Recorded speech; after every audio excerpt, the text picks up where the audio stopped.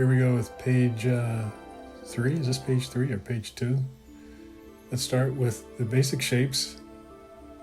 I'm starting with the head and a neck and a body, attaching some legs to it. Now Preston uses just tubes and spheres to do this.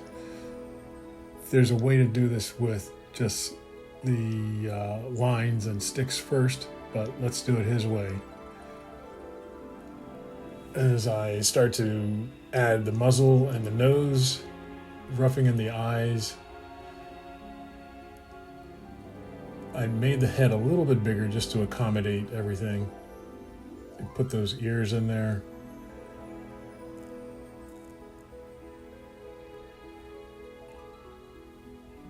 Now, you keep in mind that these shapes are not flat circles and ellipses and ovals. These should be considered as spheres and cylinders, tubes, if you will. The feet are big biscuits. Darkening it in here with a carmine red pencil. I used an orange pencil to do the first rough-ins, and then come back with this red pencil, carmine red, which is well used in the animation biz. When I'm timing, I use red to demarcate the scene cuts and do the lip assign. Now I'm adding in the eyebrows, the eyes, darkening in the nose. He put a couple of wrinkles on the nose there on the muzzle. And then we have a center line. That's not a center line, is it? Yeah, there's a center line.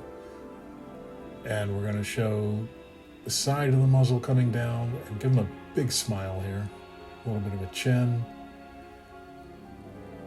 Darkening in the ears now. These are all to be considered solid shapes. These are not flat shapes that are just laying on the paper. These are solid masses.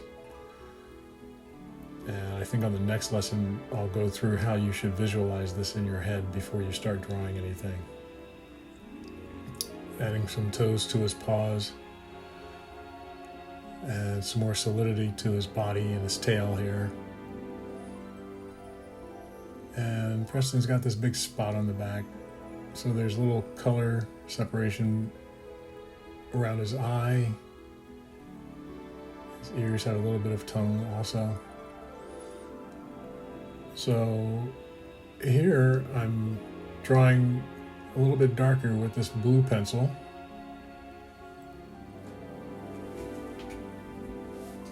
This is tying it down even further. So now you can see using an ebony pencil here to darken it in even further. Ebony pencil is one of the darkest pencils you could get, hence the name.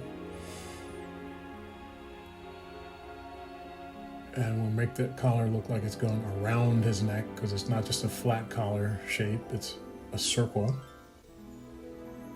that turns into an ellipse when it's viewed from an angle. Put a little highlight on his nose, highlights on his eyes. The top of his eyeball, you see I made that a little bit heavier because that denotes that it's got a thickness to it. And here we see the ears getting darkened in. A little bit of fur on the side there. So let's slow it down as I come to the end of this one. And just making the lines a little bit heavier, a little thicker on the edges.